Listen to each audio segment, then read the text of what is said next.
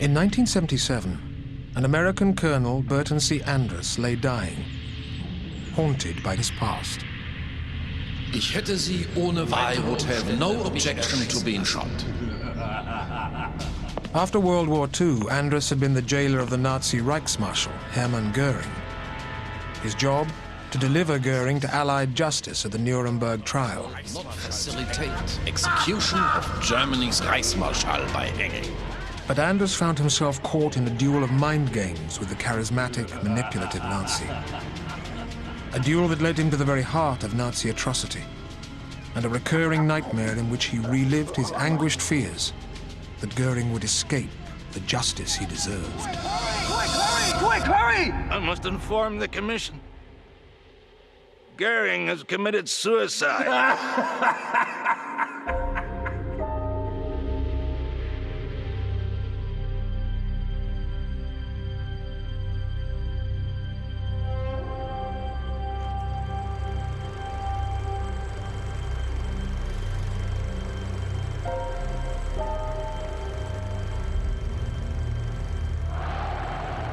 In May 1945, as the war in Europe ended, I, Colonel Burton C. Andrus, was charged with a mission that could make or break Allied justice against the Nazis, and my own reputation.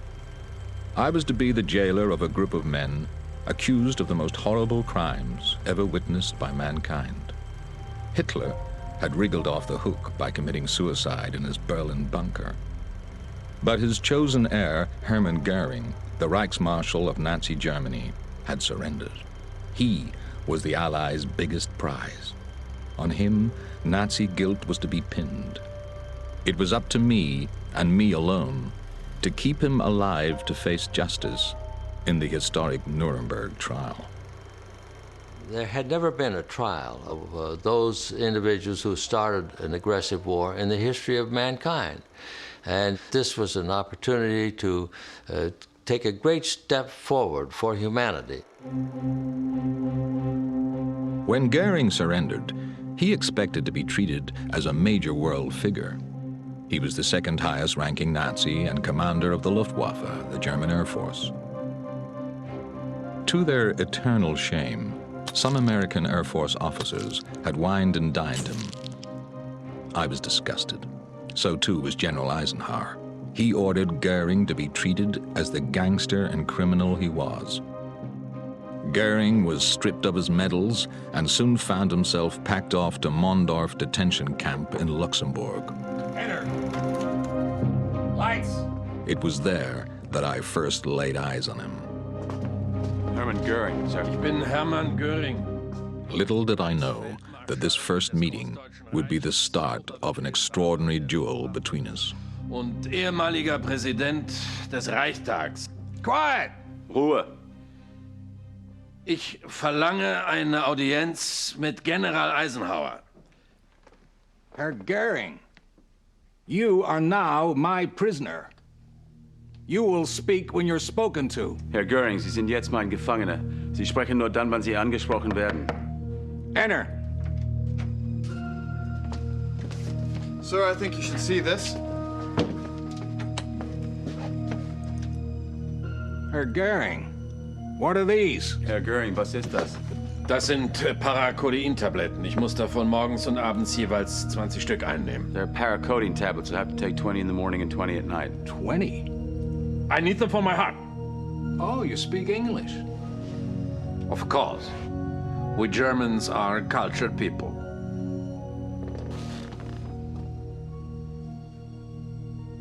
That'll be all, Herr Göering. Göring had arrived in my custody, a bloated drug addict, weighing 264 pounds. But what struck me were his painted fingernails. They instantly brought to mind all the stories about the overblown Reichsmarshal's bizarre lifestyle at his luxurious country estate, Karrenhall. He would do all sorts of weird things. For example, in his big estate out east of Berlin, he had a lion cub. Ja, mein Cäsar, kommst du mich besuchen? Goering would let that lion cub come in and stand in front of Goering and put his paws up on his shoulders as he sat there and eat things out of his mouth. But Goering loved that, you know, it got him attention. But there were uglier rumors. In the final years of the war, after Goering had lost favor with Hitler, he shut himself away at Kyron Hall. It was said he behaved like a Roman emperor, escaping into his closed world of hunting, drugs, and depravity. A fellow Nazi, the Jew-baiting Julius Streicher, claimed that Goering was impotent and that his only daughter was artificially conceived. The rumor mill was stoked. Visiting generals reported that Goering greeted them clad in a kimono, wearing makeup and jewels. Allied propagandists made fun of him. What I didn't understand was how this puffed-up degenerate had become such a powerful force in a Nazi regime which prided itself on clean living. Andrus had nothing but contempt for Goering. He thought him soft, a sybarite. He at one time maintained that he had searched Goering's valise and that Goering used rouge, he used makeup, he used lipstick. Well, the colonel took one look at this bloated, self-indulgent man who was a drug addict and determined that he was going to shape him up. Whatever the truth about this makeup-wearing Nazi, I put my own disgust from my mind. My job was to guard him and to keep him in a fit mental and physical state for trial. I sent a sample of Goering's drugs to the FBI's Narcotics Bureau. We were told to reduce his intake by a tablet a day. This was how to wean the fat man, as we called him, off his drugs. Goering was going to be trouble. To keep him in hand, I made it my business to understand the contradictions within this man. For one, Goering had been a genuine hero. He was an outstanding fighter ace of the First World War. He had flown with von Richthofen, the Red Baron, and was made commander of the famed flying circus when the Baron was killed. Goering was just 25. He had shot down 21 aircraft and was awarded the coveted Blue Max.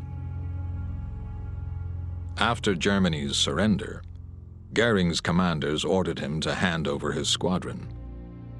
He told them to go to hell and destroyed his aircraft. He became a German legend. And yet, this was how the most important living face of Nazi evil had ended up, a blubbery, effeminate joke. We now had the responsibility to show the world how Goering and the Nazi regime he stood for had committed their horrible crimes. It would be the most important trial in legal history. My father realized that it was a world-changing event that they were involved in here, one that was very important not just to the Americans, but to the whole Allied forces and to the world down the road. So I think my dad saw that very clearly, that this was a chance for humanity to really get a handle on warfare, possibly.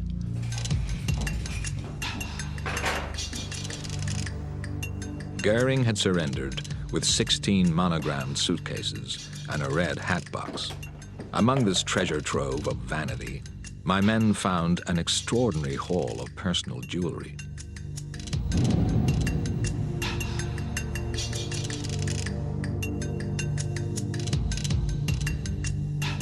There were emerald rings and diamond set watches and a pharmacy of creams and potions.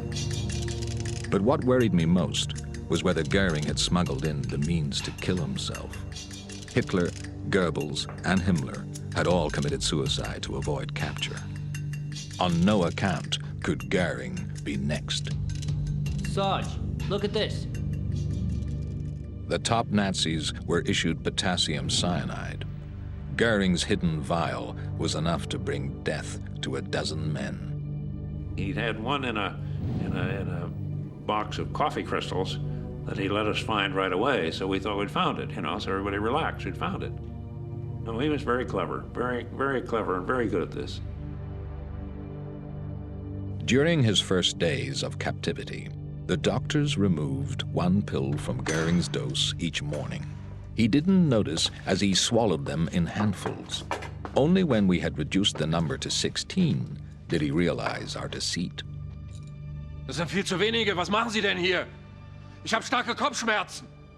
Holen Sie einen Arzt!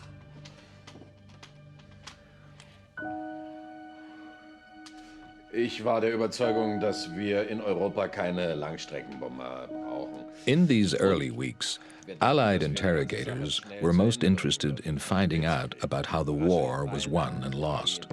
Among those who came to interview Goering was a British pilot and aviation expert, Captain Eric Brown. I found him quite charismatic, frankly. What I liked about him is he never tried to shield himself by saying, I was following orders. And here we were, aviator to aviator, and I think that was what unlocked, if you like, my inner access to him. Schlag ihn vernichtend. His attitude was like a guy on a kamikaze trip. He was prepared to accept all the blame for what he had done. Schlage ihn vernichtend. And I had a feeling that this guy's not going to be executed, that he's got a way out. I just had that feeling in my mind.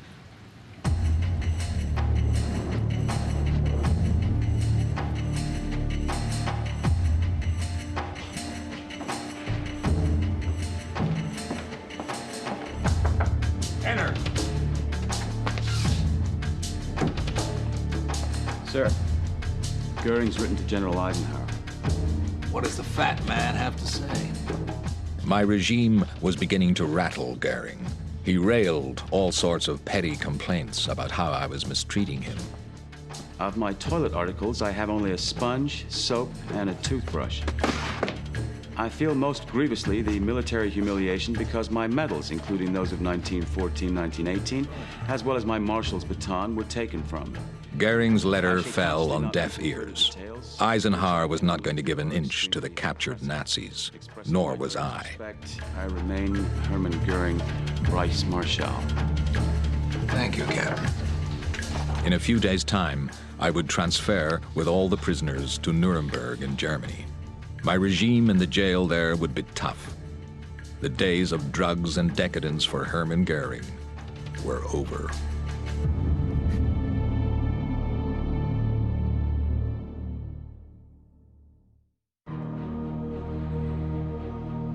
On the 12th of August, 1945, I, Colonel Burton C. Andrews, oversaw the transfer of the senior Nazis in my custody to prison in Nuremberg, the city whose name would come to stand for Allied justice.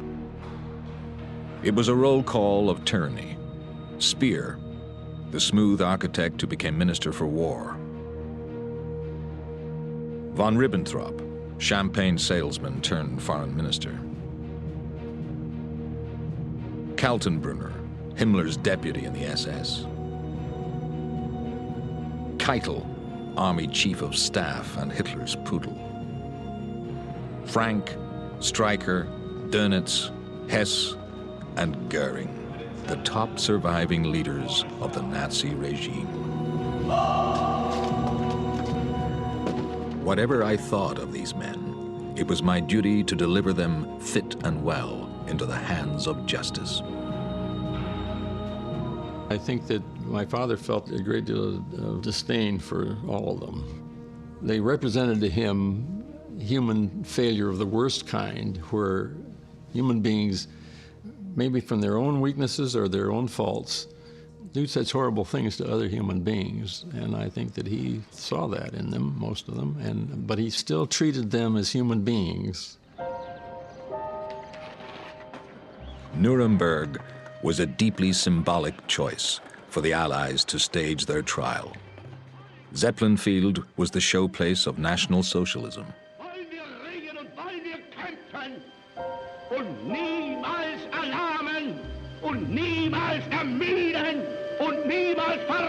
wagen und niemals verzweifeln. The city had been host to the annual rallies of the Nazi Party in the 1930s and gave its name to their infamous anti-Semitic laws. Now the stadium was deserted and the city lay in ruins. There was a sea of total destruction, and there was still the smell of cordite, of dynamite, and burned out bodies. And one vivid image that I have is I was smoking in those days, and I tossed a cigarette from my Jeep, and 3 German women dove for that cigarette butt like birds do when you throw them a crumb of bread. But that was Nuremberg in 1945. The United States of America, Great Britain, and the Soviet Union. Churchill had wanted the top Nazis shot without trial. The Soviet leader, Stalin, had wanted a show trial and executions. But the Americans argued this was an opportunity to create international laws against acts of aggressive war, a view which won out. President Truman then appointed Justice Robert H. Jackson to lead the prosecution team. The Allies were creating the first international court of law. I am convinced that we have an opportunity to bring to a just judgment those who have thought it safe to wage aggressive and ruthless war. If there was going to be a trial, Justice Jackson said, then it must be a real trial. It must be a genuine trial. We must accord these defendants the full right of their defense, and they must know the charges raised against them. We're not going to engage in any show trial at all. He made that very clear from the outset. So he set a very high tone for the trial. I wanted my prison regime to be as correct and well-ordered as the judicial process. I also wished to have no secrets from the world outside, and was happy to brief journalists.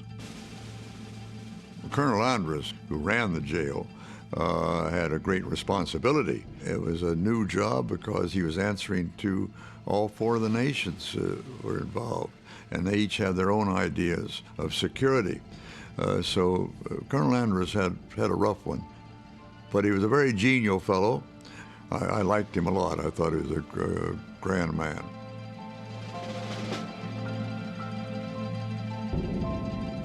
Guard duty at Nuremberg was not a popular posting. I had a very high turnover in staff. The guards thought the work boring and repetitious. But I had to impress on my men the need for iron self-discipline and tireless vigilance. I knew some of them thought me a martinet, but it was the only way to get the job done. He was always aloof. He'd come through with his swagger stick, you know, and look at this and look at that, like, I don't know, his royalty coming through there. And of course, we didn't care about him one way or the other. There was to be no talking between prisoners and guards. Lunch was at noon, supper at 6. On Tuesday and Friday, the prisoners took a shower. In the evenings, they could read or work until 9:30 p.m. Then it was lights out, and the night door spotlight was switched on. And all the time, the prisoners were watched by my sentinels. The colonel's strict. You know, he's a very strict man. He's going to go by the books, and he wasn't a very well-liked man. The prisoners at night, when they sleep, a light will be shined in the cell. They'll sleep facing the light. They're not allowed to turn away from the light. They're not allowed to put their hands underneath the blankets. He says, these rules will be followed. If they're not, you will be court-martialed. I'm saying to myself, how are you going to follow all these rules? It's a little ridiculous. Breakfast! After breakfast at 7 a.m., each prisoner was responsible for cleaning his cell. In cell number 5 was Goering. As I'd weaned him off his pills, the flab had melted away and the addled mind had cleared. What I didn't realize was that I'd also made him fit to be my adversary. There is an irony there, and it is this. Hermann Göering was an extremely bright man, an honor graduate of the German equivalent of Sandhurst or West Point. And so, as he's weaned from his drug habit, as he's placed under the colonel's demands, the intellectual power that he possessed comes back roaring. In the early interrogations, the Allies' interest was still in trying to understand more about the Nazis. Not surprisingly, Göring was the big draw. Over a series of interviews, more of his extraordinary life story began to emerge. Do you mind telling me how you first met Hitler? Als hochdekorierter Flieger. Göring described how, as a much decorated flyer, he could bring respectability to Hitler's party. He had first met Hitler in 1922, when he went to hear him speak out against the Treaty of Versailles at a cafe in Munich. The hated treaty had brought shame and punishment to Germany after the surrender of the First World War. The next day, Göring pledged himself to Hitler and the National Socialist cause. Ich schüttelte Hitler die Hand und sagte, I unite my faith with yours. I dedicate myself to you in good times and bad, even unto death.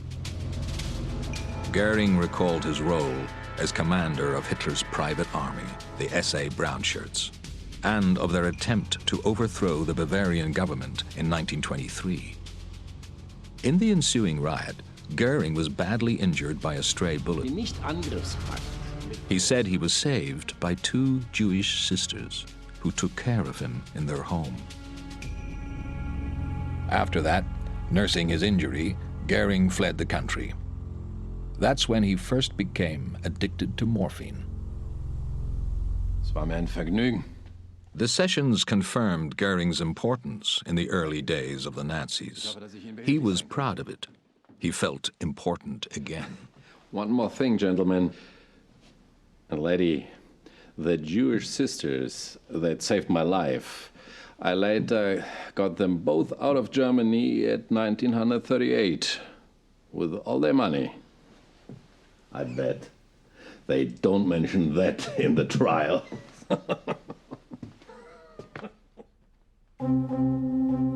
The trial date was set for November the 20th. The Palace of Justice buzzed with carpenters, plasterers, and plumbers, rebuilding and fitting out the courtroom. Pre-trial interrogations now took on a sterner tone as the prosecution team assembled their evidence to make the charges against the Nazis stick. My first feelings about meeting Göring were, frankly, feelings of a little apprehension, because he had the reputation of intimidating interpreters. Private Sonnenfeld, the interpreter for Chief Interrogator, Colonel John Amon, was a fresh-faced 22-year-old. Setzen Sie sich bitte. He was also a German Jew who had fled from the Nazis. Do you, Hermann Göering, swear that what you're about to say will be the truth, the whole truth, and nothing but the truth?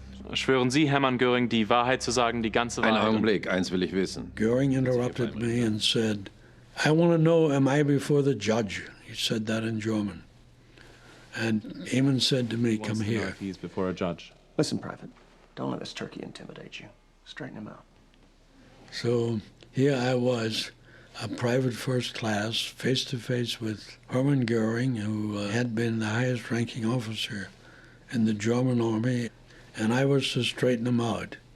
And I remembered an old German joke that I had heard when I was a child, where Göring was referred to as Goering, which is a German word which means paltry, little nothing. And I said to him, Herr Göering, when I speak, you don't interrupt me. When I'm finished and you have any difficulty with my language, you can tell me about it, and I will then decide whether it's worthwhile to correct it. First of all, mein Name ist nicht Göering, mein Name ist Göring. And I said, I'll tell you, I'll make a deal with you. If you don't interrupt me again, I will not call you Goering again. at which point he had a big smile on his face because he realized he was the chief defendant, Colonel Amon was the chief interrogator, and I was the chief interpreter. So everything was in order now. What do you want to do? Tell me. What do you want to do? Do you want to shoot me? I'm good.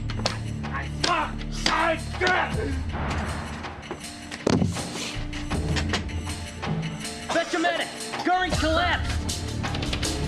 Doctor, what happened? Sir, after breakfast, Goering was given a mop and pail and ordered to clean his cell. He didn't like this and flew into a rage. Did he now? Sir, he got himself so worked up, he collapsed with tachycardia. Nearly 300 beats a minute. I've given him a shot. Now he is okay. He didn't like this? He didn't like to clean his cell? Who the hell does he think he is? Sir, Goering needs to rest, not get himself worked up or carry out strenuous tasks. It could lead to heart failure. All right. Thank you, Doctor. Goering had pushed me into an impossible position. He knew I had to keep him alive and that I couldn't take the risk he was faking. I was forced to concede, and a POW was assigned to clean his cell. Mastery of the prison was going to be a battle of wills between us.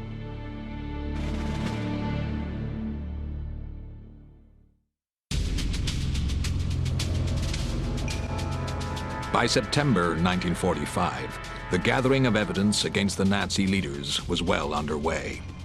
As commandant of the jail, I, Colonel Andrus, began by keeping the prisoners in solitary confinement. But as time passed, I was persuaded that exercise would help them let off steam. Like everything else, I set out rules. Only 20 minutes each day, no sitting down, no picking anything up, and no talking. Meine Herren, wir sind nur aus einem einzigen Grunde Gefangene hier. Wir haben den Krieg verloren. Goering, I later learned, flaunted these rules openly, seizing his chance to cast his spell over his partners in crime. My guards were far too green. They were intimidated by these Nazis. We had guards right around, and nobody said anything. I says, you know, this is against the rules. So I went along with the guards. I'm not the only one. They just let them talk, no problem. Wird uns diese Nation in tiefer Dankbarkeit dafür ehren. The authority and charisma that had eased Goering's rapid rise to power was plain to see. After Hitler, Goering had been the most glamorous and popular Nazi. But behind his charm lay an absolute ruthlessness. He was a key architect of the whole Nazi plan. In 1932, when the party won the largest block of seats in the Reichstag, the German parliament, Goering became its president. With his aristocratic connections, he helped to persuade President Hindenburg to appoint Hitler chancellor. That night, Goering and Hitler stood watching the torchlight victory parade of the SA through the streets of Berlin. 3 months later, the Reichstag went up in flames. Goering seized the opportunity to impose an emergency police state. He arrested all political opponents. He replaced judges and lawyers with Nazis, and he engineered the pillars of Nazi oppression, the Gestapo, the secret police, and the concentration camps for enemies of the state.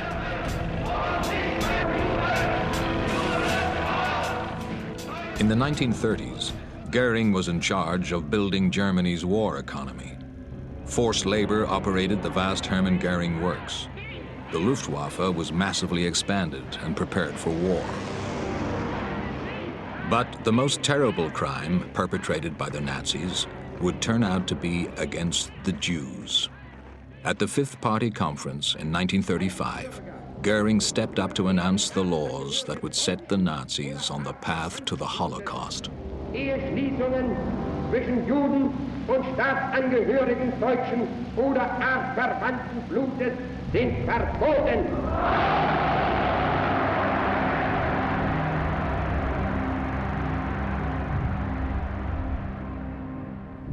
I was born into a Jewish family, but my father had been an officer in the Kaiser's army. Our feelings were very German. But with the coming of the Nuremberg laws, we realized that we had to leave Germany. My father was one of those who was scooped up and put into a concentration camp. He went to Buchenwald, and he was released without explanation. 3 weeks later, returned home, and it was a great mystery why. And in our search for documentation at the Nuremberg trials, I came across an order from Goering that all Jews who had military decorations were to be released from concentration camp. And I said to him one day, how is it that you could get people out of concentration camps when you claim to have had no power to put them into concentration camps? And he looked at me and he said, ach so. Proving Nazi guilt against the Jews was the Allies' most important task. Hitler, the inspiration for the barbarity, was dead. So too was Himmler, who had organized the death camps. It made it all the more important to pin personal blame on Goering, the top surviving Nazi. The prosecutors had unearthed a key document, and it provided a vital breakthrough. Did you have anything to do with the order for the final solution to the Jewish question? Hatten Sie etwas mit den Anweisungen für die Endlösung der Judenfrage zu tun? Natürlich nicht. Selbst Hitler wusste nichts davon. Of course not. And Hamann got Göring to deny any complicity or any knowledge. And then he had a copy of the signed order by Göring, which ordered Heydrich, the chief delegate of Himmler, to proceed with the Holocaust. And he gave me the German order. Yeah. And he said, show him that. Also Sie können doch nicht von mir verlangen, dass ich mich an jeden Fetzen Papier erinnere, der über meinen Schreibtisch ging. Well, you can't expect me to remember. Göring was now unmasked as a liar. And Hamann said to him, well, this isn't just a piece of paper. Das ist nicht nur ein This is something that resulted in the deaths of millions. Dokument, das den Tod von Millionen Don't you remember it? zur Folge hatte. Erinnern Sie sich denn nicht daran? Muss ich mir die Unterschrift ansehen? Well, I would have to look at the signature. And when he could no longer deny the signature, it was clear that Hamann had trapped him into admitting that he had signed this order to commence the Holocaust. With this evidence implicating Goering in the Nazis' crime against the Jews, the prosecution case was ready. The 19th of October was a pivotal moment in the Nuremberg process, the day the prisoners were charged. The man selected to deliver the indictments was a British major, Harry Neve.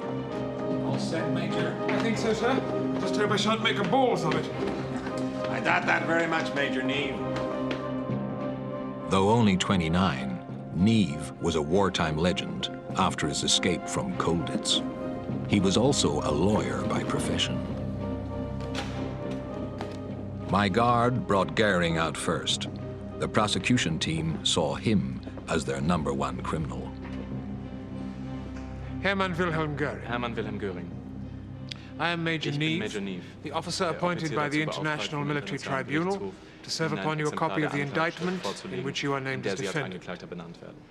You are hereby Sie werden accused hiermit as in den guilty of folgengenannten crimes Punkten against angeklagt. peace, war Verschwörung crimes, gegen den Weltfrieden, crimes against Kriegsverbrechen humanity, und der Absicht and of a common plan or conspiracy to commit those crimes, all as defined in the Charter of the Tribunal. So weit sind wir also gekommen. As defendants, When the indictments were read to the prisoners, their status changed from witnesses to defendants. They would now stand trial for their lives. do you have any questions? Haben Sie noch Fragen? Keine Fragen. No questions. Die Sieger werden immer die Richter The sein, victors will always be the die judges Angeklagten immer die Verlierer. and the vanquished the accused.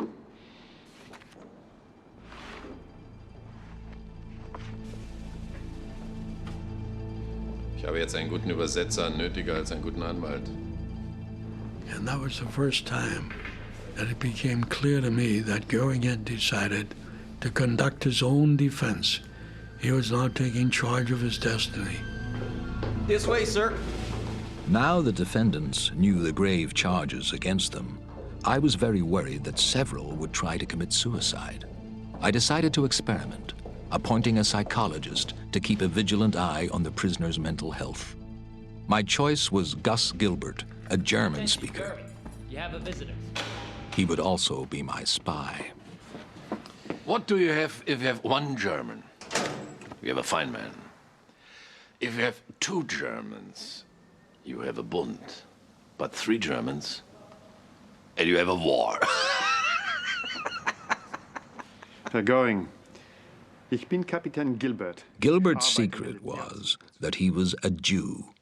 He didn't want to trade jokes with Hermann Göering, but he took to his task, leading Göring into a discussion about Hitler's suicide, a tactic to remind Göring how ignoble an end it was. Hitler hatte ein geniales Gespür, was Menschenführung betraf. War es nicht ein Akt von Feigheit, am Ende Selbstmord zu begehen? Aber nicht im geringsten. Es wäre undenkbar, dass das Oberhaupt der deutschen Nation in einer Zelle wie dieser hier darauf wartet, als Kriegsverbrecher angeklagt zu werden. Und wie sieht es mit Ihnen aus? Haben Sie Angst vor dem Tod? Ich habe Hunderttausende in die Schlacht geschickt, in dem vollen Bewusstsein, dass viele meiner Männer nie zurückkehren werden. Warum sollte ich als Ihr Reichsmarschall davor zurückschrecken, mich in dieser Niederlage dem Feind zu stellen? Ich weiß, dass ich sterben werde. One Englishman is an idiot. Two a club. Three an empire.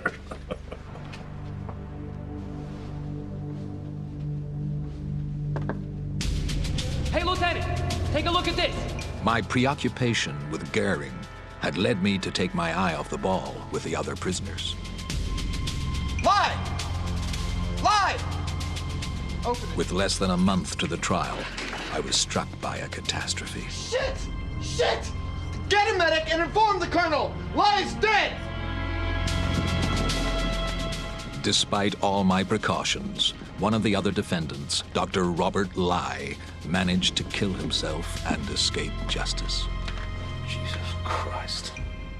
Lie, the former head of the German Labor Front, was a known depressive.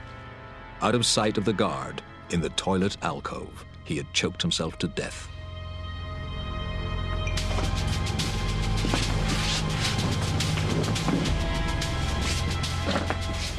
Losing defendants would make a mockery of the trial. I redoubled my efforts to beef up security. Cells were searched daily, but still we found contraband. Von Ribbentrop had some pills and a sharp piece of metal. Jodl had a nail and a 6-inch piece of wire. Keitel had a tube of belladonna tablets, 2 nails and a screw. Both Hess and Göring were clean.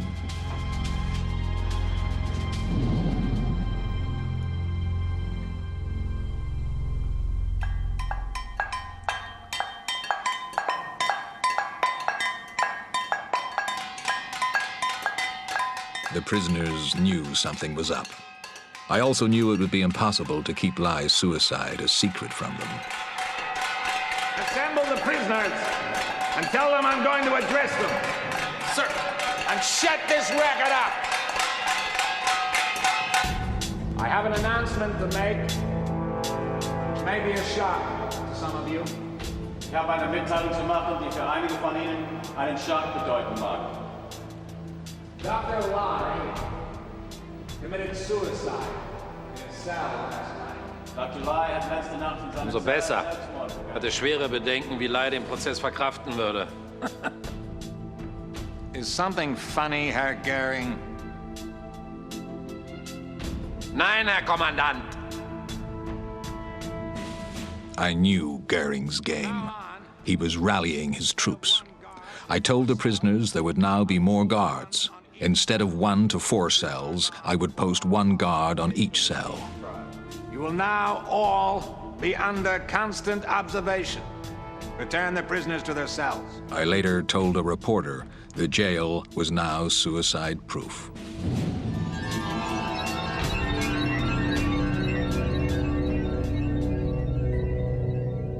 It's during this period when each prisoner had his own guard right outside his cell door that some of the rumors started, that a relationship developed between individual guards and prisoners.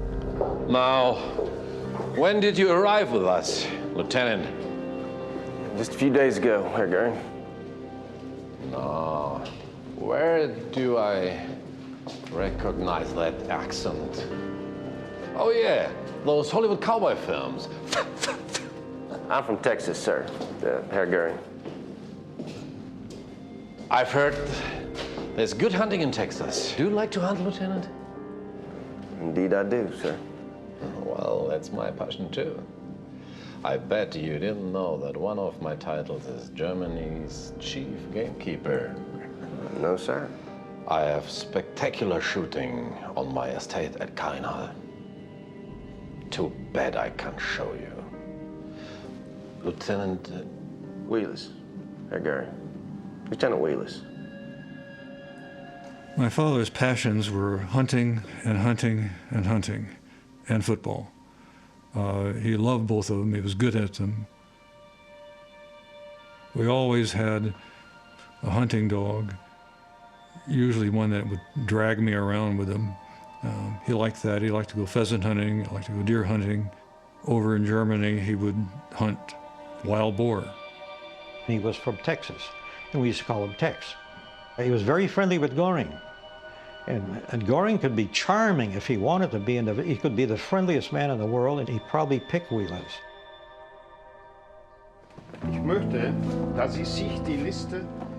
After Lai's death, I couldn't afford another suicide.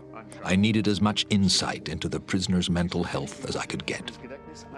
My psychologist, Gilbert, set out to create a character profile of each defendant, using a string of the latest psychological tests. He did well, and by the end of the memory test, he was showing off like an egotistical schoolboy. Also, Sie haben die höchste Punktzahl unter den Angeklagten. Gegen diesen Haufen von Schwarzköpfen zu gewinnen, ist ein Kinderspiel. Geben Sie mir noch einen Test, einen schwierigeren. Sie werden sich wundern. Gilbert reported back some very interesting facts about Göring. He said in 1919 he had an appointment with some friends to go to join the Freemasons. While waiting for them, a pretty blonde passed by and recognized him. He was a World War I pinup, and he picked her up. He never got around to joining the Freemasons, and if he had, it would have been impossible for him to join the Nazi Party. Also bin ich heute hier wegen irgendeiner Blondine. Sir, in my opinion, Göring is an amoral opportunist. I believed Göring was a deeply manipulative, determined man, happy to exploit anything that came his way. It made him unpredictable and dangerous. With the trial about to start, I sensed a growing air of excitement as the world waited to see how Göring would now play his accusers.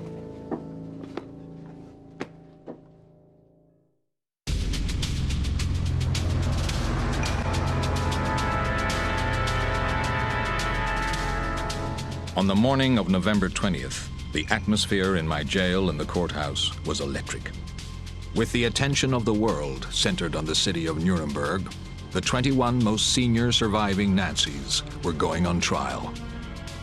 I, Colonel Andrus, insisted the accused should be smartly turned out. Suits and uniforms had been pressed. Trouser belts and ties were given out and retrieved at the end of each day. They were potential suicide weapons. The historic trial was going to be filmed and recorded. And because of the bright film lights in the courtroom, dark glasses were also given to the defendants. I told a reporter the men were ready to face justice. High representatives of France, Britain, America, and Russia form the tribunal. They will judge the ringleaders of a conspiracy that brought war to all the world for their crimes against peace and humanity. seen these people in the dock, all 21 of them right there, Goering and Hess, Ribbentrop, the top people we had known a lot about. And here were the people who had committed these terrible crimes. Against Hermann Wilhelm Göering. Reichsmarshal Goering, cold-blooded planner of international plunder, torture, and murder, now arrogantly attempts to take advantage of the court procedure. Bevor ich die Frage des Gerichtshofes beantworte, ob ich mich schuldig oder nicht schuldig bekenne, I informed the court that defendants were not entitled to make a statement. You must plead guilty or not guilty. Bekenne mich im Sinne der Anklage nicht schuldig. Not guilty. Rudolf Hess. Nein. That will be entered as a plea of not guilty. We were only 25, 30 feet from the dock, our press seats, and we were looking right down the throats of these arch criminals of all time, and I wanted to take some personal vengeance, and the only thing I had available was the possibility of spitting, I guess. Rather inelegant, isn't it? Sinne der Anklage für nicht schuldig. All the 21 Nazis pleaded not guilty. The courtroom then fell silent as Justice Robert H. Jackson stepped up to make his historic opening address.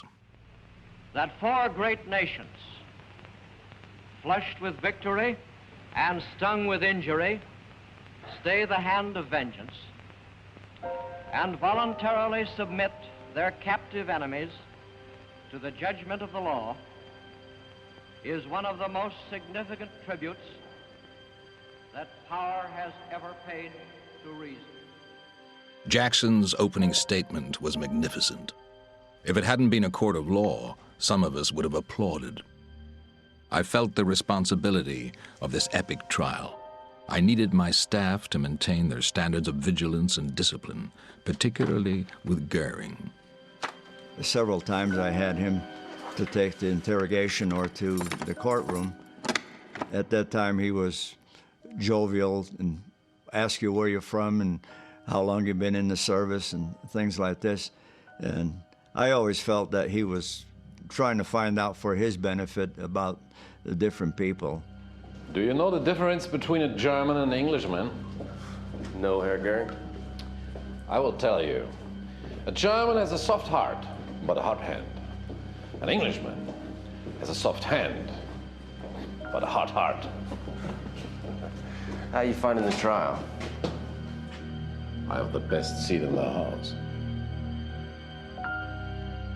My father was one of the most affable, gregarious, accepting people, and so I don't think he would hold it against someone, whatever they'd done, dealing with them face to face.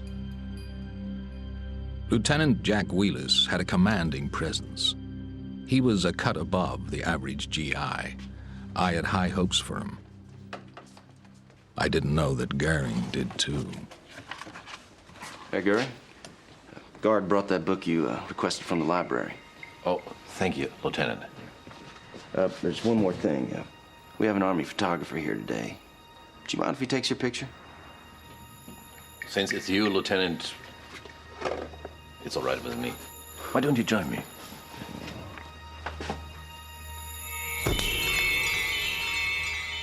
Goering goes after Tex Wheelis like a politician after a voter. Goering had this knack of winning the confidence of the American staff. For example, he would say to some GIs, "How are they treating you? How are your rations?" The kinds of things that a good officer would ask of his men. And the one who seems to be taking him most is Tex Wheelis. During the fall months of 1945, the prosecution team brought witness after witness to testify to the unspeakable deeds of the men seated in the dock. One was General Erwin Lahusen of German intelligence. He gave evidence on the brutal orders that Soviet commissars should be shot without trial.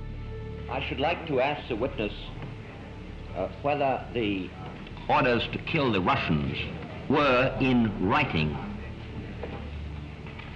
Meiner Kenntnis nach ja. Nur habe ich sie selbst nicht gesehen und gelesen. Were they official orders? Ja, das waren offizielle Befehle, wo natürlich. He also testified to Goering's order for the final solution of the Jewish question. He was a star witness and deeply damaging to Goering. Faced with the uncomfortable truth, Goering became furious and swore across the dock at Lahusen, calling him a traitor.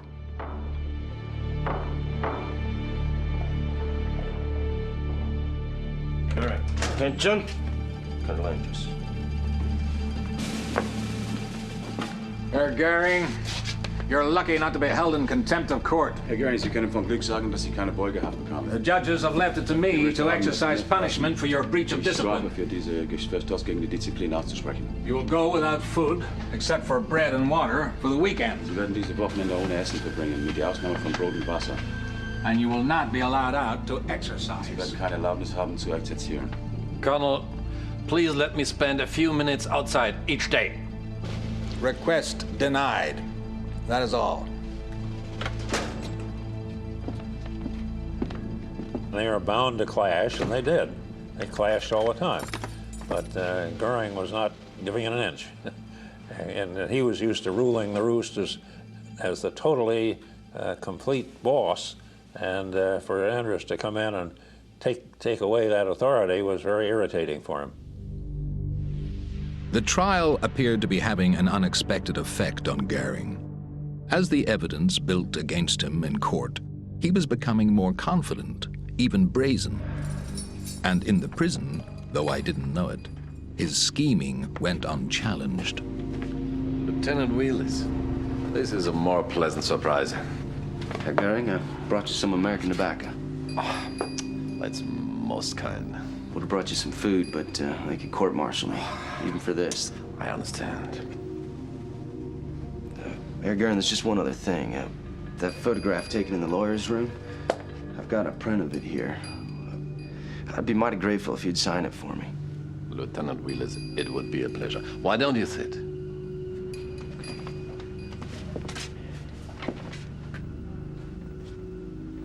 It's a good picture. I recall the nice picture that Goering autographed, and it said in German, "Als ein großer Jäger von Texas," which means simply to a great hunter from Texas. And I recall my father showing it to me. No, I remember that very well. Aus Texas mit Weidmanns Heil, Hermann. Goering, of course, was a great hunter, and so was my father, and that would have been an easy bond between them. To the great hunter from Texas. Thank you, sir.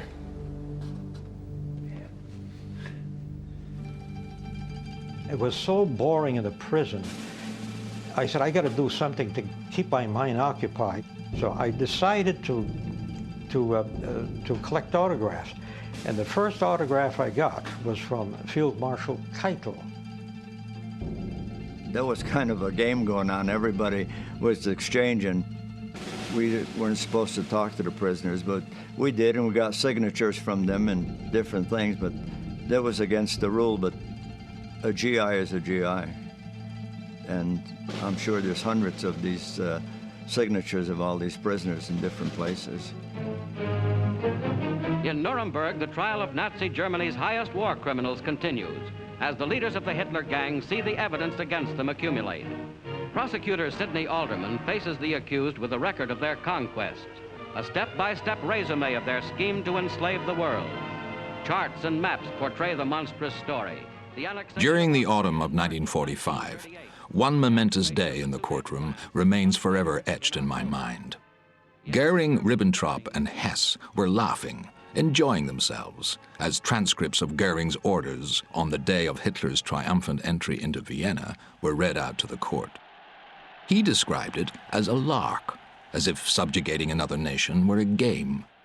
But then, Goering's posturing in the dock was at last punctured. It was announced that they were going to show motion picture film of Nazi concentration camps filmed by the Allies as they liberated Europe. Up to that time, the defendants had a kind of, they weren't manifesting any particular worry. They were talking among themselves and sometimes a little bit jovial and so forth. When that film was shown, the whole atmosphere changed.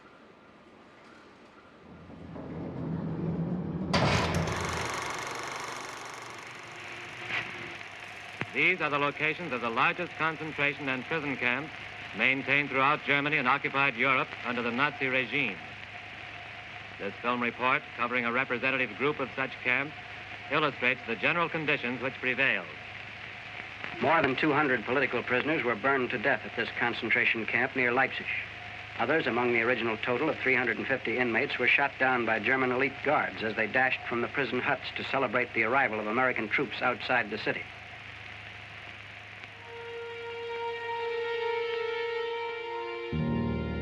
Schacht turned away and gazed into space.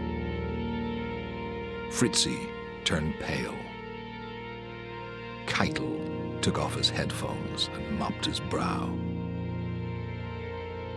Hess glared at the screen. It was just ghastly. It was almost more than one could stand. There were people in the press box who were getting up and leaving. I felt that way myself. That you wanted to get up and just be sick. There were tears. Several of them cried. Von Neurath bowed his head, didn't look. Ribbentrop closed his eyes. Frank swallowed hard, stifling tears. Stryker kept watching. Speer looked very sad. You were seeing people being assassinated or killed or whatever you call it when you've got a prisoner of this fashion. It was just terrible. The small children particularly were the ones that got everybody. Here were these little tots being led into the gas chambers. Ghastly.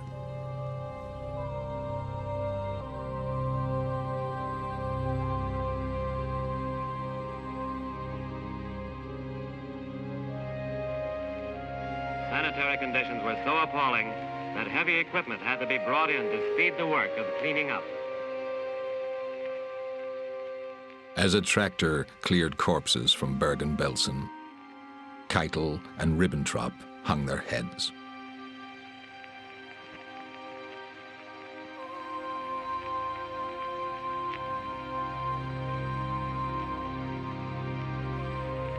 This was Bergen-Belsen.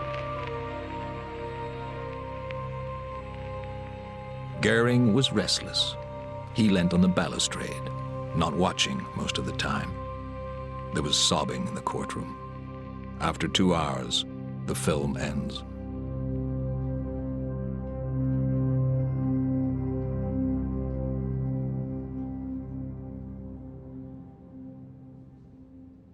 The judges, the prosecutors, the defense lawyers, the defendants, with the exception of Göring and I believe Stryker, were so shocked and were so taken with this film that court had to be adjourned that day and could not be carried on. They realized now how terrible this regime was. You could feel it. And that not only on that day, but the days that followed. That film really changed the whole atmosphere of the trial. The defendants realized the jig is up. The jig is up.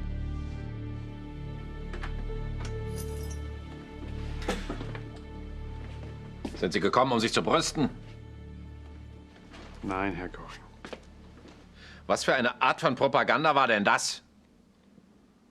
War so ein schöner Nachmittag. Ich hörte meine Gespräche, als wir in Österreich einmarschierten. Alle mit mir lachten. Bis sie diese schrecklichen Filme zeigten. Das hat alles verdorben.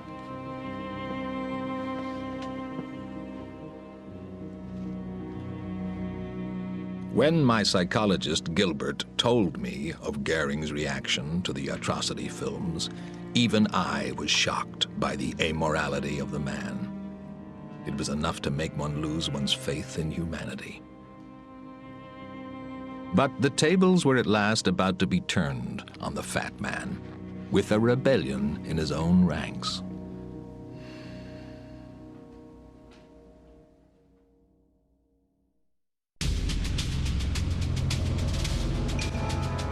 By January 1946, Hermann Göering had spent 7 months in my custody.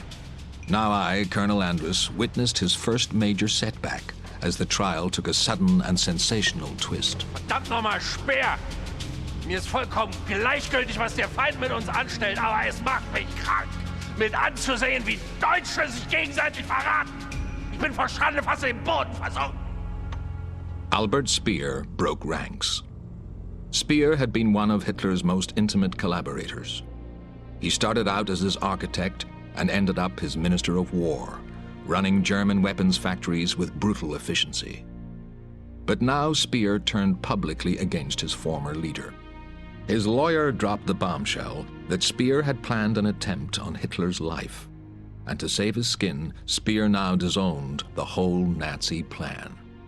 Speer was so explicit in condemning the Nazi rule and Hitler that Jackson, the American prosecutor, and certainly the judges were so happy to finally have a witness that condemned the Nazis that they never got around to asking Speer what his own crimes really were.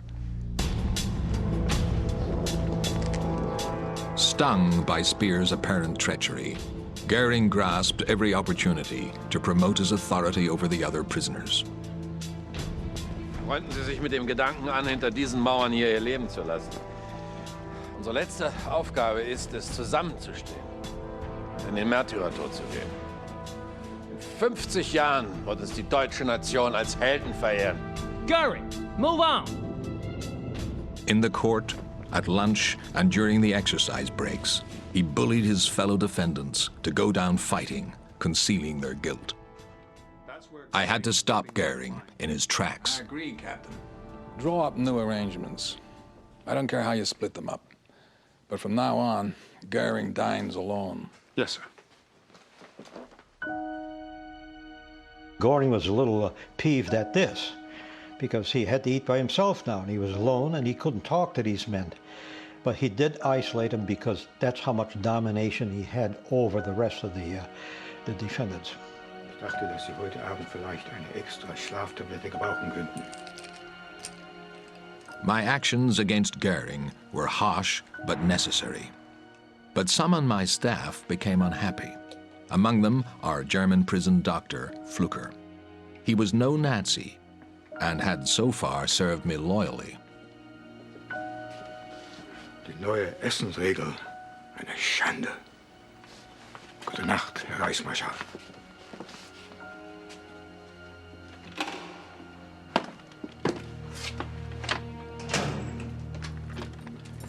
I just came to say how sorry I am about this new arrangement. Let's not talk of the petty rules of petty men. I'm glad you've come because this time, Lieutenant, I have a gift for you. Oh, Herr Göring, I couldn't take anything. Where I'm going, I will need it. Do you have access to the baggage room? Well, sometimes. It depends on the duty property officer.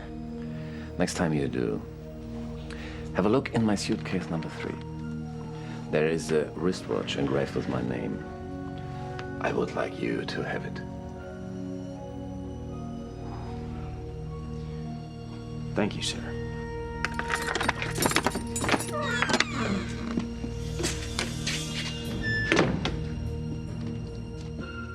The trust I had placed in some of my men proved misguided. To my great regret, I didn't know the extent to which Göring was manipulating my guards with his charm and his gifts.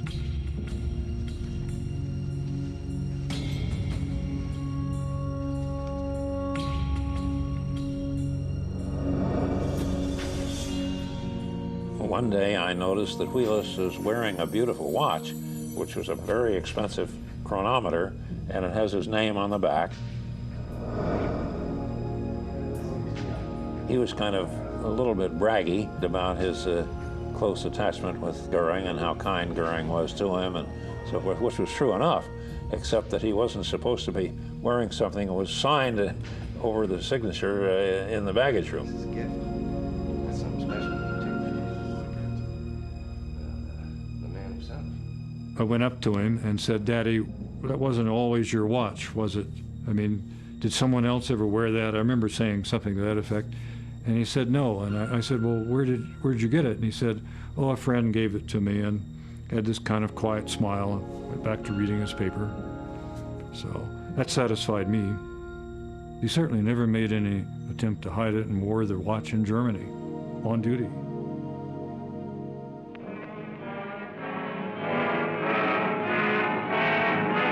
At Nuremberg, the judges enter to hear the case for the defense in the war crimes trial.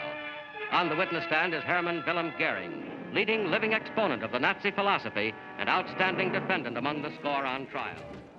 On the 13th of March, 1946, after 4 months listening to the prosecution evidence, Göring stepped up to present his defense. Sondern wir brauchten die Macht und die Regierungsgewalt. He was a leader of the philosophy, remember. Göring was an architect of this whole thing. He is not a follower. He was not one who came on. He was with Hitler from the very beginning, and he made no effort to try to excuse his participation. He was quite frank and open about his leadership. Habe ich alles getan, den Führer, den ihm gebührenden Platz als Reichskanzler zu erkämpfen. Göring spoke for 3 days, celebrating in great detail his role in the rise of the Nazi regime. He was utterly unrepentant. He made no apologies or evasions. The courthouse was stunned. Suave and unabashed, he had already openly stated his support of all of Hitler's policies. There was an annoyance on the part of our attorneys at his attitude, his dominance, his trying to embarrass them with his testimony as to how great the Nazi state really was, and that they just didn't understand that. He was challenging them at all times. He was the star. Goering is the biggest man in here, but he always gave me dirty looks, so I was a little afraid to ask him for his autograph. And then, after a while, it finally dawns on me. I said, wait a minute, what is the man going to do? I'll ask him. The only thing he can say is no.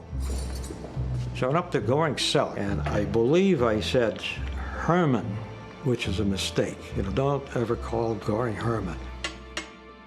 Hermann, your autograph. So he turns around, he's giving me this dirty look, as usual, you know. And I can still remember, it was going through my head. I says, he's not going to give me his autograph. He's not, you know, the way he's looking, he's just staring. I was just about ready to pull back. And he grabs the paper and the pen, he signs his name. In 50 years' time, it will be valuable. In 50 years, this will be valuable. That's the only conversation I've ever had with Hermann Göring, and that's the only time I ever spoke to him.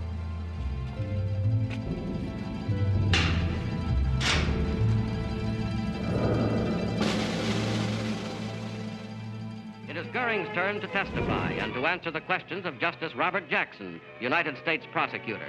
The courtroom is hushed. Hess, Ribbentrop, Stryker, and the others of the Hitler gang are tensely interested.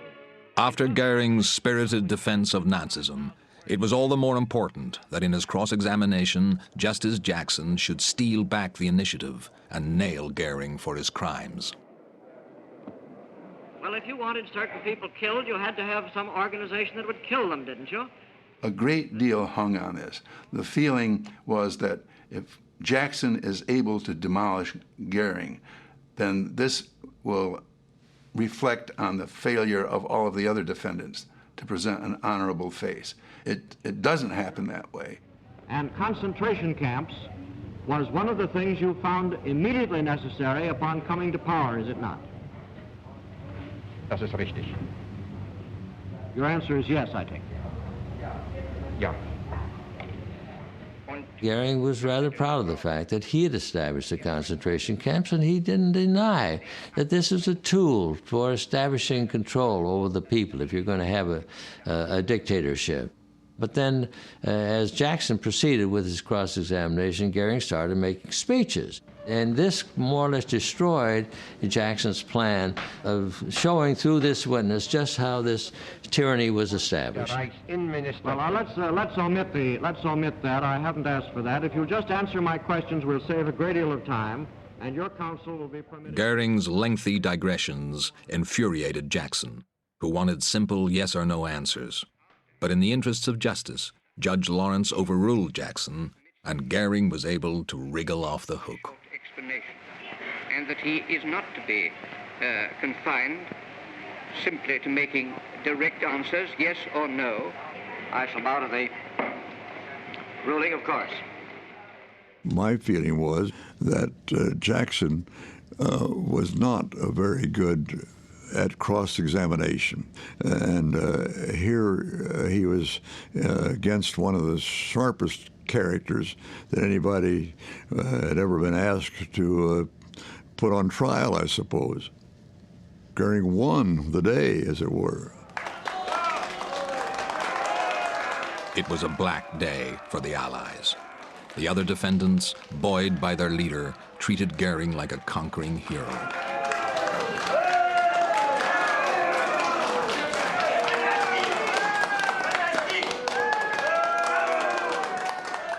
But the prosecution still had one ace in the deck.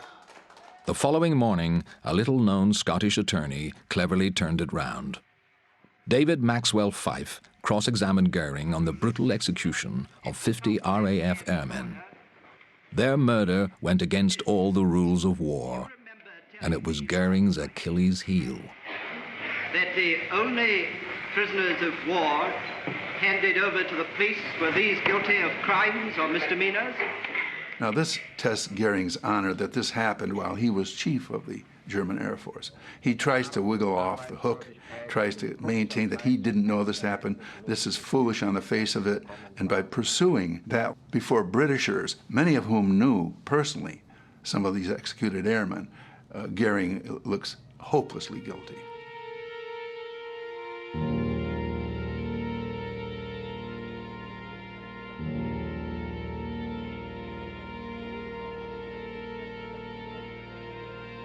After 10 months of hearings, Justice Jackson presented his final summation, a speech that would live forever with all who heard it.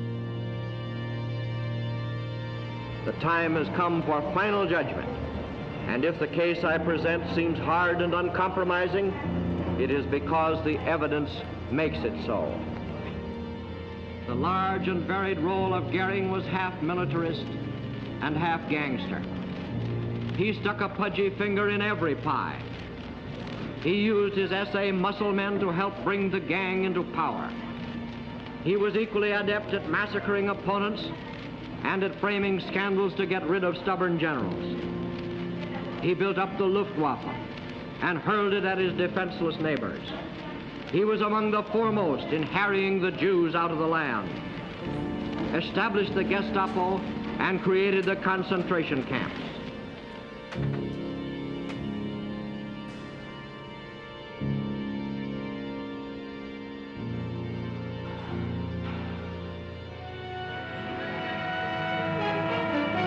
At the Hall of Justice in Nuremberg, history's greatest trial nears its fateful close. For it is amidst a grim and military atmosphere that 21 Nazis are to hear their fate. It is your duty to yourselves, to posterity, and to the German people to face today with dignity and manliness. I expect each of you to go into that court, hold your head up, listen to your sentence, and then withdraw. I assure you there are people ready to assist you as soon as you have left the public view. That is all. The very first man to be sentenced was Hermann Göering. He put on the headphones, and he then stood at attention while the Justice Lawrence made the statement. Defendant Hermann Wilhelm Göering, the International Military Tribunal sentences you to death by hanging. He showed no emotion. He turned and stepped out of the courtroom.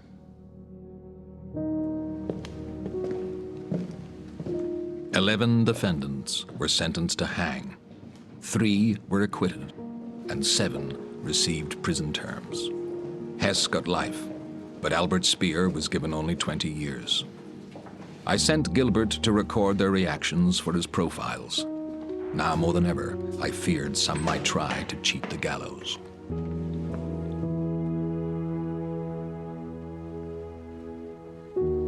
Tod durch den Strang. Lassen Sie mich bitte einen Moment allein.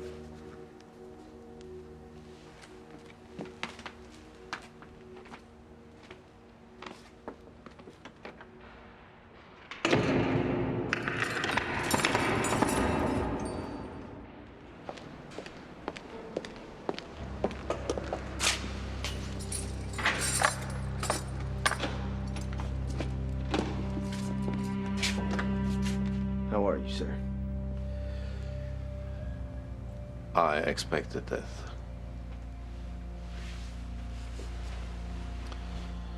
But it's better than a life sentence. Those who get life never become martyrs. I'm sorry.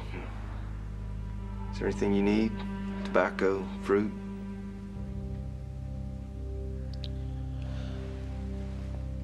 There is one thing. Amongst my baggage, there is a small briefcase. I want to give this to my lawyer as a thank you for his many months' work. Inside, you will find a jar of cream. That's for my skin.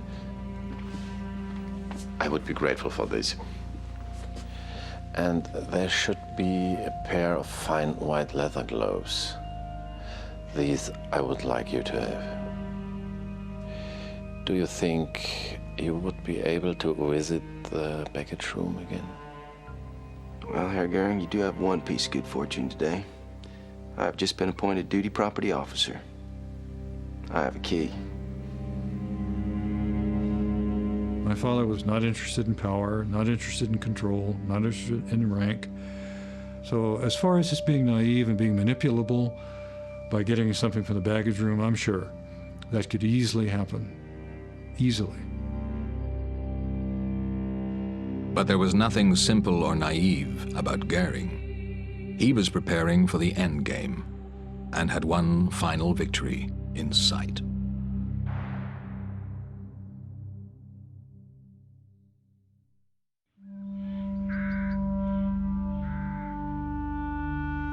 In early October 1946, I, Colonel Andrus, allowed the Nazi wives to visit their condemned husbands. Emmy. Emmy Sonnemann, a former actress, was Goering's second wife. She was mother to Goering's only child, a daughter, Edda. In November 1938, just 10 months before war broke out, Edda was christened. Her godfather was Adolf Hitler. Emmy did not bring Edda on this last visit, believing it too much for the child. Weiß Edda, was Vati passieren wird? Emmy pleaded with me to let her hold her husband's hand. I was sorry to refuse, but any contact was one more chance to pass a suicide weapon. Ich kann dir eins versprechen, Schatz.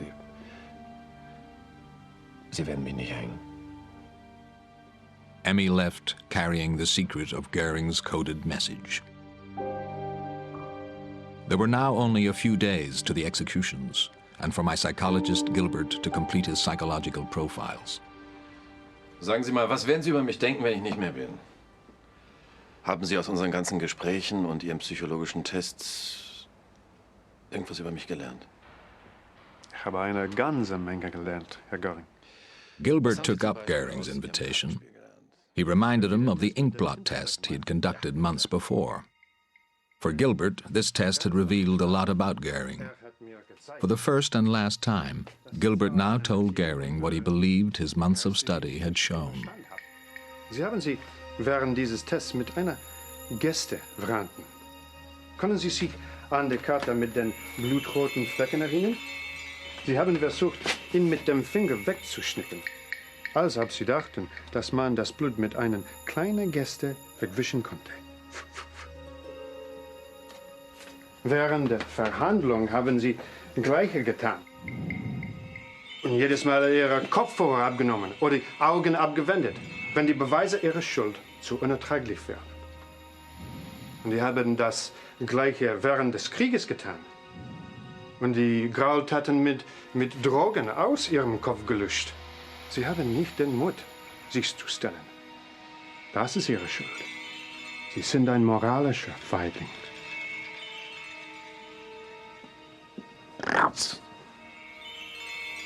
It's okay. Guard, I'm leaving. Your psychological bullshit is meaningless! The trial had given Goering the stage on which to trumpet his role in the Nazi cause. What he had omitted to tell us about were his final years of failure.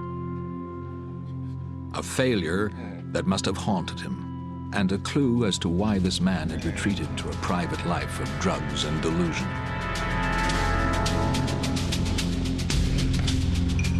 Goering had been Hitler's golden boy, with his blitzkrieg tactics in Poland and the Low Countries.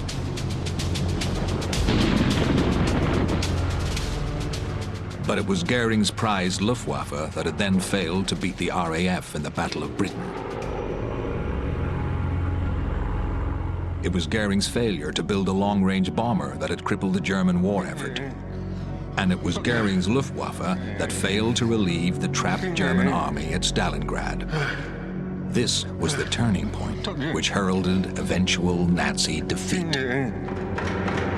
Time for your shower, fatso. After that, Goering was nothing.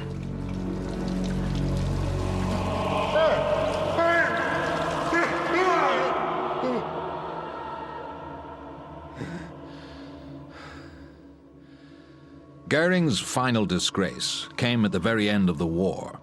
With Hitler cut off in his bunker, Goering declared himself leader of the Third Reich. When Hitler learned this, he called him a traitor and ordered that Goering and his wife and child be executed. It was then that the fallen Reichsmarshal turned himself in to the Americans.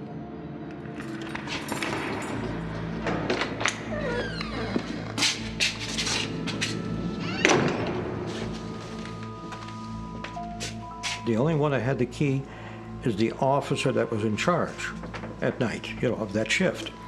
And Wheelis was in charge. He was there, I think, quite a few days before the hangings.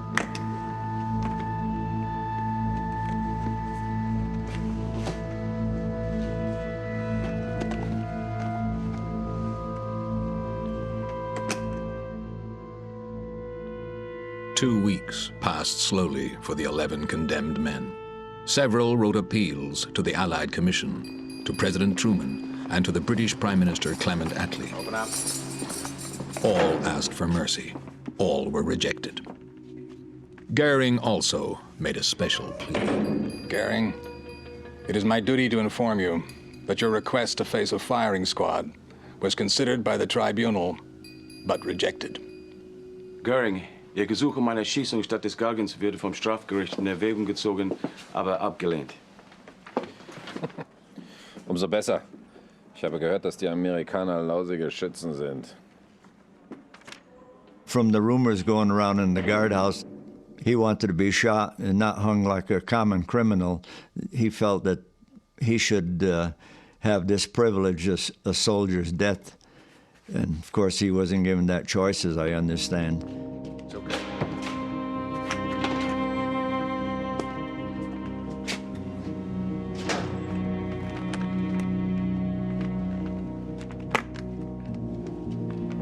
you, Lieutenant. Such a prize. Please.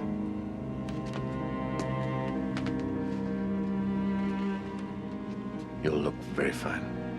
I dare say I will, sir. Now will you be able to give this gift to my lawyer? I'll see to it, Herr Göering. You got a friend in Tex Wheelers. I know. My father wasn't so out of it that he wouldn't have known what Göering did. I mean, obviously he sat through these trials. I think, genuinely had some regard for him, in spite of Goering's history. Goodbye, Lieutenant Wheelers. Goodbye, Herr Göering. Dark.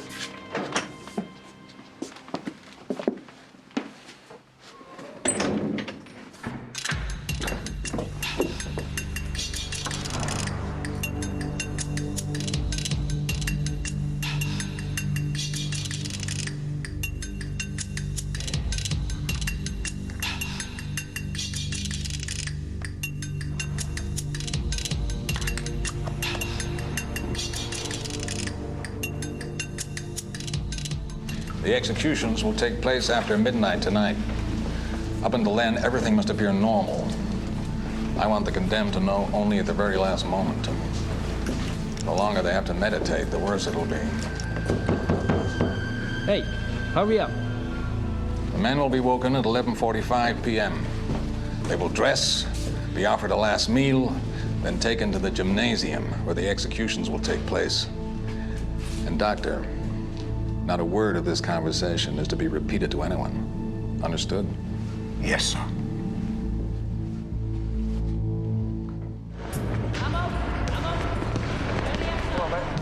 The secret that the condemned would be hung in the prison gym was known only to the Commission, myself, and one or two others. I had arranged for the guards' basketball practice to go ahead as usual. I hoped their noisy game would drown out the sound of building the gallows. Ist es heute Abend, Doktor? Sagen wir mal, diese Nacht könnte sehr kurz werden. Hey, no talking. Just letting him know everything is fine. Well, this is clear as a bell to Göering what this means. And the conclusion that we can draw is that probably Göering at some point had confided to Dr. Pfluger that I have the means to end my life here. All I need to know is when it's going to happen.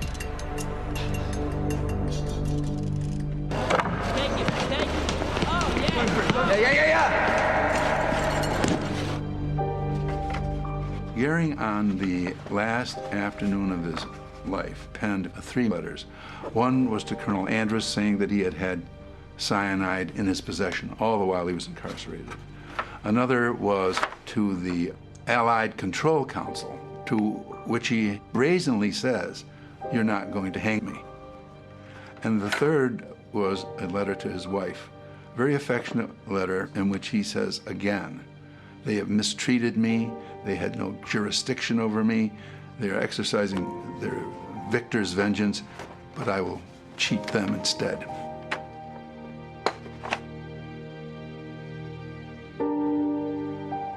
The world's press had gathered in Nuremberg for the final deliverance of justice against the Nazis. I sent out official notice that the executions would take place that night. They would be observed by official witnesses and a few select reporters.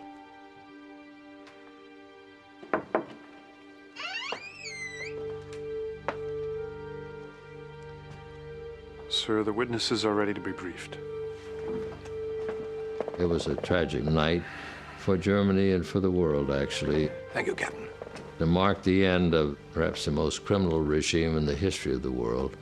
And it was a time not to celebrate, but to be regretful that mankind had fallen to such a low level in the 20th century. Lights down, Goering. Bedtime.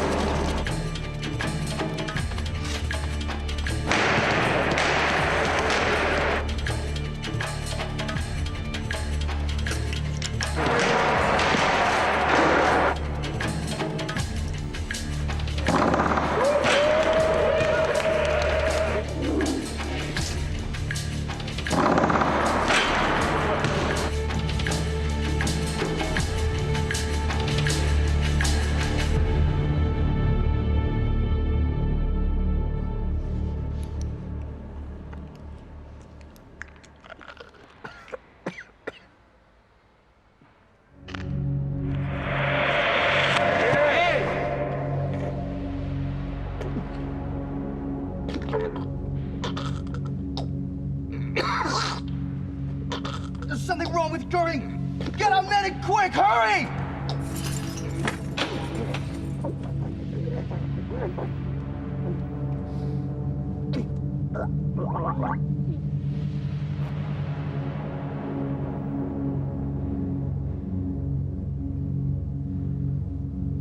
Harold Johnson was on the guard duty at the time and called out. And of course, it wasn't very long before everybody in the guard room knew that Goering committed suicide. And of course, Colonel Andrus come running in there and was jumping around like a rooster. Less than 2 hours from the hangman's noose, Goering outsmarted me, taking back control of his fate. Let the colonel through. By the time I arrived in his cell, Goering was already dead. His face concrete gray. With one eye open, he appeared to be winking. Even in death, it seemed, Goering tried to mock me. It was cyanide, sir. The glass vial was inside.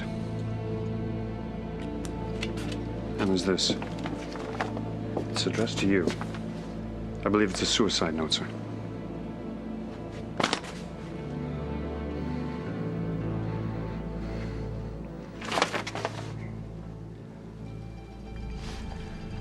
Tell the corporal of the guard to wake the condemned men. Yes, sir.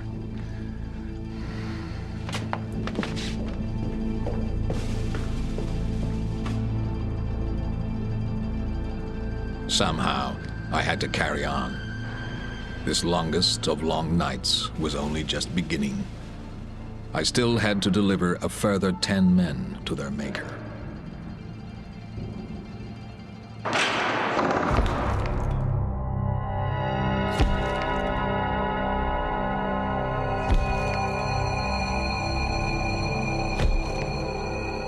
When it was over, the deceased were photographed with a noose and a sign. They made posters that were sent all over Germany to show people that the Nazi leaders were gone. Goering's corpse was dressed and laid out with the others for his final photograph. There's no question in my mind that a suicide was intended basically to thumb his nose at the tribunal and to rob the judges, the prosecutor, and the allies of the pleasure of hanging him. His suicide was his final act of defiance. The exact details of how Goering got the cyanide can never be proven. But over the years, I learned some of those close to my guard, Jack Wheelis, were pretty sure what happened. I believe that Jack Wheelis had something to do with his procuring this capsule. And chances are he knew what he was doing. I'm pretty sure. That's my opinion. I think I could guess this, though, that if it hadn't have been for my father, it wouldn't have happened. Goering would have just have hung. For the Allies, the 11-month trial had been seeking to show the evils of Nazism. The headline they wanted when the condemned were executed was "Justice Triumphs at Nuremberg." The headline they got was "Goering Cheats the Gallows." It hurt to lose Goering at the last. I didn't query him about it. Obviously, too touchy a point to bring up to a man who I'm sure was terribly unhappy and embarrassed by this last-minute failure. I suppose it haunted my dad's subconscious. I know when he was dying of leukemia, he was under a lot of sedatives, and my brother and I were sitting at the death watch for him. He woke up, and he, I guess, had been dreaming, and he was near his own death, and I think that might have triggered it. I don't know, but he said he had to get up out of bed and go and report to the Tri-Commissioner. I must inform the Commission. Goering has committed suicide.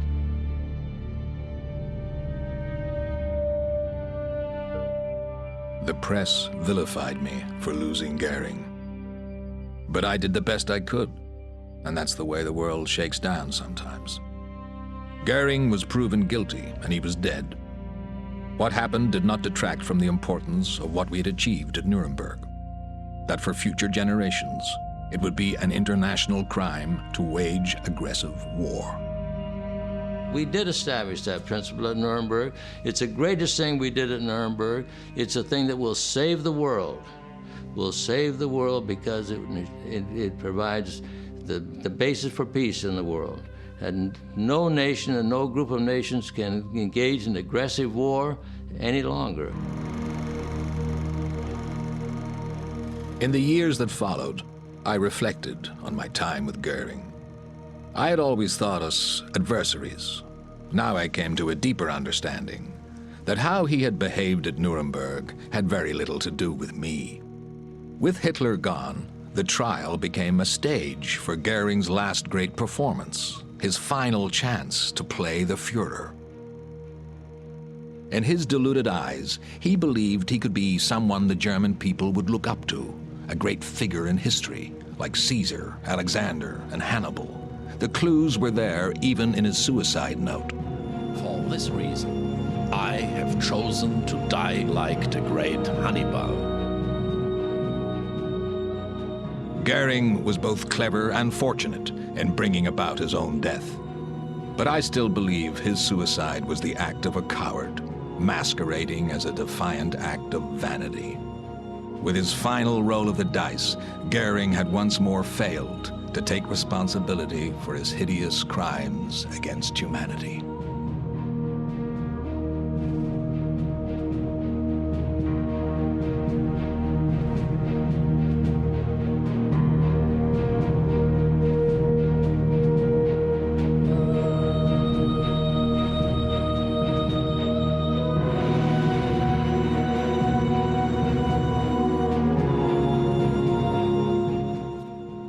Find out more about the Nuremberg trials of Goering and 11 other Nazis at channel4.com/history.